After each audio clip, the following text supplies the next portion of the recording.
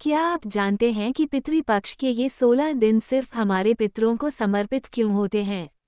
क्या है इसके पीछे की वो कहानी जो आपको आश्चर्यचकित कर देगी?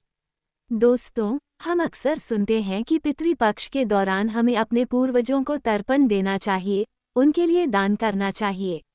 लेकिन क्या कभी आपने सोचा है कि ऐसा क्यों किया जाता है? क्या है इस प्रथा का मूल कारण? चलिए, आज हम आपको महाभारत के एक ऐसे पात्र की कहानी सुनाते हैं, जिनकी एक भूल ने पितृपक्ष की शुरुआत की।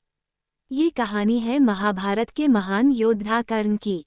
कर्ण, जो अपने जीवन में सबसे बड़े दानी माने जाते थे। कहते हैं कि उन्होंने अपनी पूरी जिंदगी कभी किसी भी याचक को खाली हाथ नहीं लौटाया। चाहे कोई भी आए, जो भी मांगे, कर्ण बिना सोचे समझे दान कर देते थे। लेकिन एक बात थी जो कर्ण ने कभी नहीं की। उन्होंने कभी अपने पितरों के लिए श्राद्ध या तर्पण नहीं किया। उन्हें अपने जन्म और अपने माता पिता के बारे में जानकारी नहीं थी, और इसी अज्ञानता के कारण वे इस महत्वपूर्ण कर्तव्य से चूक गए।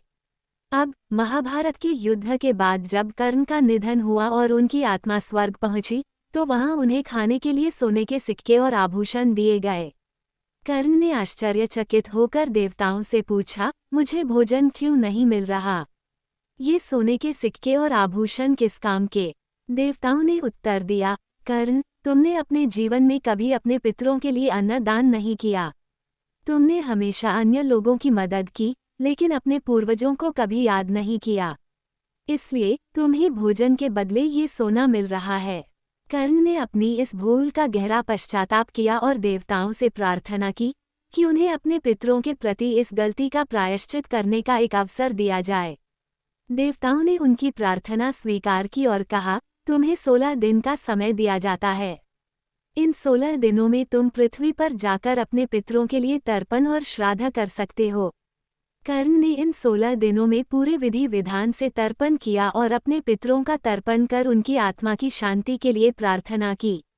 तभी से पितृपक्ष की यह प्रथा चली आ रही है, जहां हम अपने पूर्वजों को श्रद्धांजलि अर्पित करते हैं और उनकी आत्मा की शांति के लिए तर्पण करते हैं। तो दोस्तों, ये थी पितृपक्ष की कहानी।